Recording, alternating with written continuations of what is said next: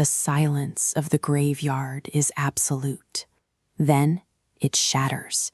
A deafening rattle echoes across the cracked earth as thousands of dry, brittle bones violently snap together.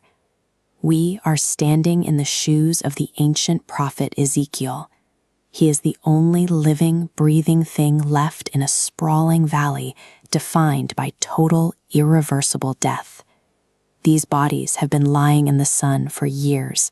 They are stripped of every drop of moisture, every scrap of flesh, and have been reduced to calcified dust.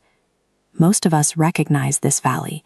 We've watched a career collapse, a relationship shatter, or a community fall into ruin until the situation feels too far gone to fix by any human means. Total destruction and the scattering of remains create the environment where a miracle begins. The very dryness of the bones serves as the starting point for a restoration that defies nature.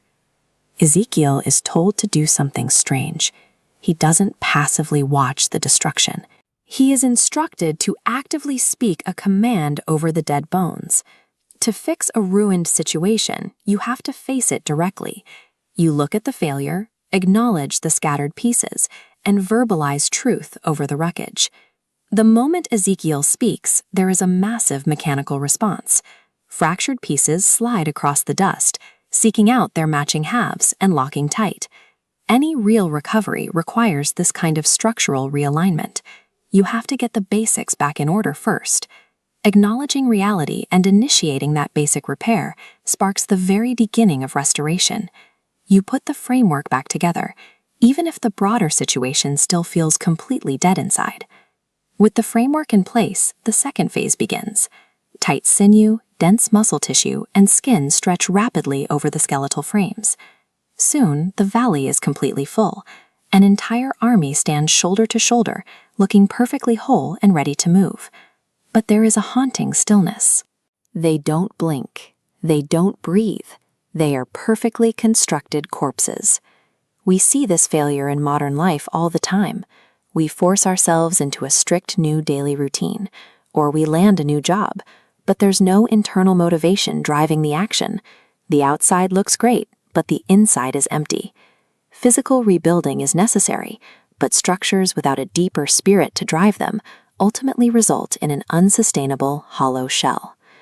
This diagram shows the mechanics of the final phase.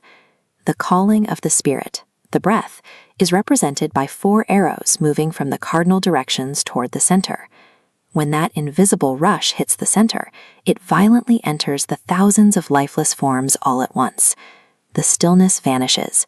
Chests heave, eyes open, and the breathless corpses animate, standing tall as a massive living army. This breath is the divine intervention. It is the exact moment an outside force activates the mechanical structures we've spent so much time building. We can line up the bones and rebuild the muscle, but true, lasting restoration only happens when divine purpose is breathed directly into our physical efforts. This vision was originally given to a nation in exile that believed their hope had evaporated and their connection to life was severed. It serves as a permanent record of how God answers the claim that our bones are dried up. For an army to stand up and find its way home, it needs more than just physical life. It needs a leader to guide it. This is where Jesus enters the narrative as the true shepherd. Just as Ezekiel spoke to the bones, Jesus walks into the valleys of our personal spiritual deadness, speaking life and providing the guidance required for a scattered people to stand again. No matter how extreme the ruin, how scattered the pieces, or how dry the bones become, a situation is never beyond the reach of this divine breath. Take a look at your own life. What are the dry bones? Where are the broken structures waiting for a breath? Think about that for a second. Let me know what you're rebuilding down in the comments, and be sure to subscribe to the channel as we continue exploring these profound biblical mysteries.